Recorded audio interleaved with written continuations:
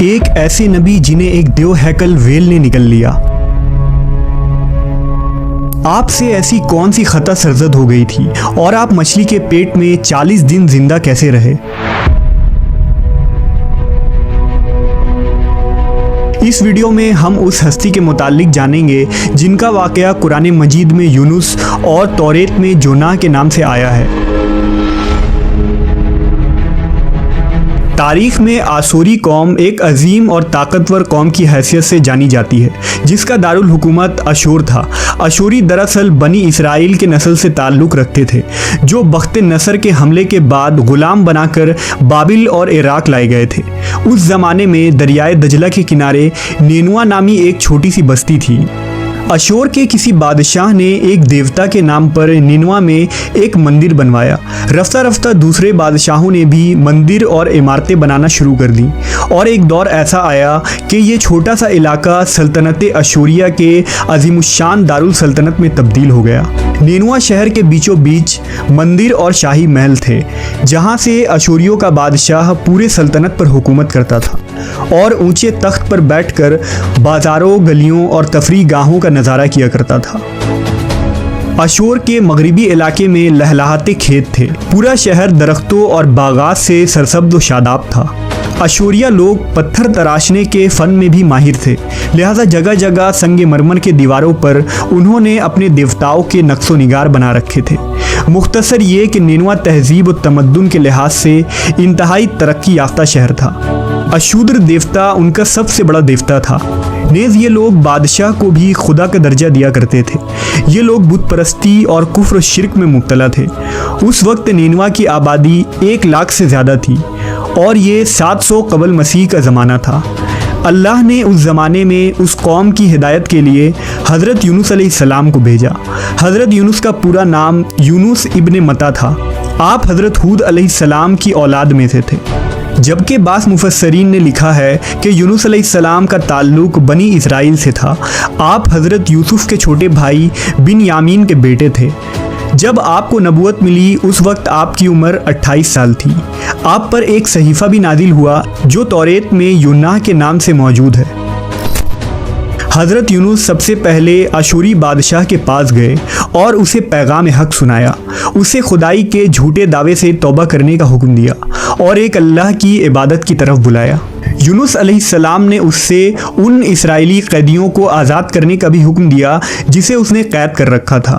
نینوا کا بادشاہ آپ کی باتیں سن کر غضبناک ہو گیا اور آپ کی جان کا دشمن بن گیا، لہٰذا آپ علیہ السلام نینوا کے عوام کے پاس گئے اور انہیں توحید کی دعوت دی۔ انہیں شرک و بت پرستی اور دوسری برائیوں سے توبہ کرنے کو کہا، مگر اہل نینوا نے ایمان لانے سے انکار کر دیا اور اللہ کے رسول کو جھٹلا دیا۔ یونس علیہ السلام مسلسل اس کوشش میں رہے کہ ان کی قوم کے لوگ راہ راست پر آ جائیں۔ آپ نے انہیں بہت سمجھایا اور دعوت کے کام کو جاری رکھا۔ دیکھتے دیکھتے 40 سال کا عرصہ گزر گیا، لیکن یہ قوم حضرت یونس کا انکار کرتی رہی اور شرک پر ڈٹے رہے۔ نیز حضرت یونس کو دھمکیاں بھی دی گئیں کہ اگر آپ نے اشودر دیوتا کے خلاف کچھ کہا تو وہ آپ کو قتل کر دیں گے۔ آخر کار حضرت یونس اپنے قوم سے مایوس ہو گئے۔ جب ان کی سرکشی اور نافرمانی انتہا کو پہنچ گئی تو اللہ نے حضرت یونس کو حکم دیا کہ لوگوں کو آگاہ کر دو کہ 3 دن کے اندر ان پر عذاب آنے والا ہے۔ لہٰذا آپ نے اہل نینوا کے سامنے اعلان کیا کہ اگر تم نے 3 دنوں کے اندر بت پرستی اور شرک سے توبہ نہ کی تو تم پر اللہ کا قہر نازل ہوگا اور پورا شہر تباہ و برباد ہو جائے گا۔ لوگوں نے آپ کا مذاق اڑایا اور جواب میں کہا، ہم تمہارے رب کی طرف سے عذاب کے منتظر رہیں گے۔ آپ کی قوم نے آپس میں مشورہ کیا تو اس بات پر سب کا اتفاق ہوا کہ یونس کو کبھی جھوٹ بولتے نہیں دیکھا گیا، لہٰذا ان کی بات نظر انداز نہیں کرنی چاہیے۔ مشورے میں یہ بھی طے ہوا کہ دیکھا جائے کہ اگر یونس علیہ السلام رات بستی کے اندر اپنے گھر میں مقیم رہتے ہیں تو سمجھ لو کہ کچھ نہیں ہوگا، اور اگر وہ یہاں سے کہیں اور چلے جاتے ہیں تو یقین کر لو کہ صبح عذاب ضرور آئے گا۔ حضرت یونس علیہ السلام رات کو اس بستی سے نکل گئے۔ صبح ہوئی تو عذاب الہی کا ایک سیاہ دھواں بادل کی شکل میں بستی والوں کے سروں پر منڈلانے لگا۔ جب وہ ان کے قریب ہونے لگا تو ان لوگوں کو یقین ہو گیا کہ اب وہ سب ہلاک ہونے والے ہیں۔ दरअसल हजरत यूनुस अलैहिस्सलाम अपनी कौम से नाराज होकर चले गए थे, मगर उन्हें वहां से निकलने का हुक्म नहीं दिया गया था। वो अजाब की इत्तला देने के बाद अल्लाह की इजाज़त के बगैर अपना इलाका छोड़ गए थे। आसार अजाब देखकर जब अशूरियों ने तौबा व इस्तिग़फ़ार की तो अल्लाह ने उन्हें माफ़ कर दिया। अल्लाह ताला किसी कौम को उस वक्त तक अजाब नहीं देता जब तक वो अपनी हुज्जत पूरी नहीं कर लेता। बस जब यूनुस अलैहिस्सलाम ने उस कौम में मुहलत के आखिरी लम्हे तक नसीहत का सिलसिला जारी नहीं रखा और अल्लाह के मुकर्रर करदा वक्त से पहले वो खुद ही हिजरत कर गए, तो अल्लाह के इंसाफ ने उस कौम को अजाब देना गवारा न किया और उन्हें माफ़ कर दिया गया। जब हज़रत यूनुस अलैहिस्सलाम फरात के किनारे पहुँचे तो एक कश्ती को मुसाफिरों से भरा हुआ पाया। हज़रत यूनुस कश्ती में सवार हो गए और कश्ती ने लंगर उठाया। पूरे दिन में कश्ती समुंदर में सुकून से चलती रही। अचानक ऊंची ऊंची लहरें उठने लगीं।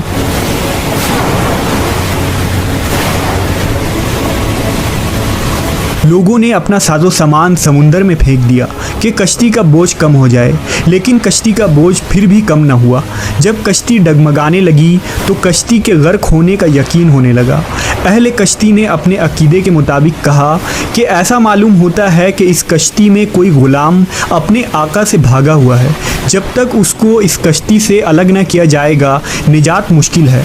यूनुस अलैहिस्सलाम ने सुना तो उनको तंबीह हुआ कि अल्लाह को मेरा निनवा से वही का इंतज़ार किए बगैर इस तरह चले आना पसंद ना आया और ये मेरी आजमाइश के आसार हैं। ये सोचकर उन्होंने अहले कश्ती से फरमाया कि मैं ही वो ग़ुलाम हूँ जो अपने आका से भागा हुआ हूँ। लिहाजा 3 मरतबा कुर्रअंदाज़ी की गई और तीनों मरतबा हज़रत यूनुस का नाम निकला। तब मजबूर होकर उन्होंने हज़रत यूनुस को दरिया में डाल दिया।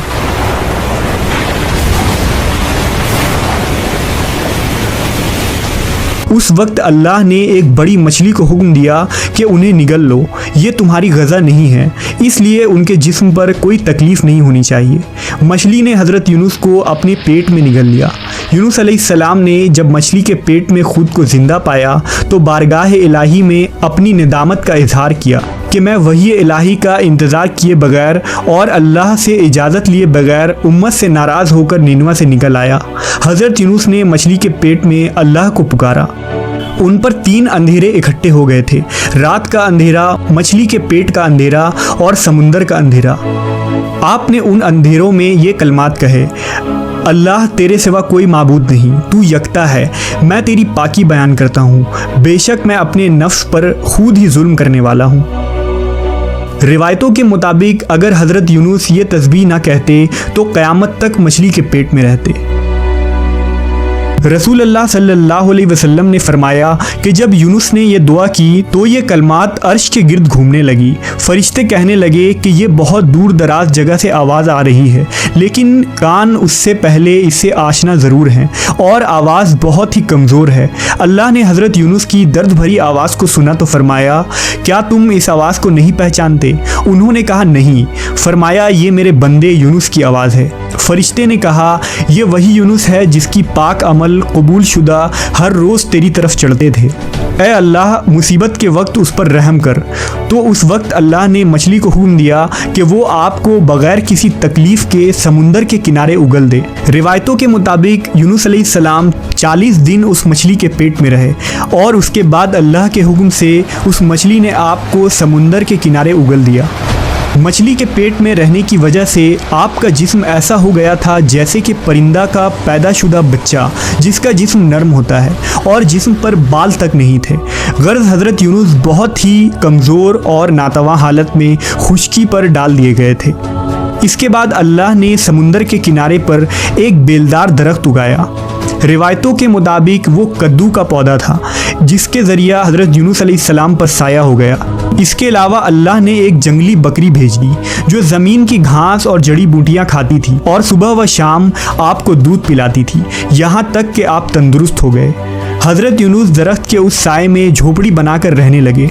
यूनुस अलैहिस्सलाम की कौम उन्हें तलाश करती हुई एक दिन उस साहिल के किनारे पहुंच गई और उन्होंने आपको देख लिया। उन्होंने आपके हाथ पर इस्लाम की बैत कर ली और साथ ही अल्लाह से तौबा व इस्तिग़फ़ार करने लगे। यूनुस अलैहिस्सलाम दोबारा निनवा चले गए और वहाँ रहकर अपनी कौम की रहनुमाई फरमाई। حضرت یونس کی زندگی نینوا ہی میں گزری اور وہیں آپ کا انتقال ہوا۔ اس قصے سے ہمیں یہ سبق ملتا ہے کہ کسی بھی حال میں اللہ کی رحمت سے مایوس نہیں ہونا چاہیے اور نہ ہی ہدایت کے معاملے میں اپنی ذات پر بھروسہ کرنا چاہیے۔ ہدایت تو بس اللہ ہی کی طرف سے ہے، ہمارے ذمے بس پیغام حق پہنچانا ہے۔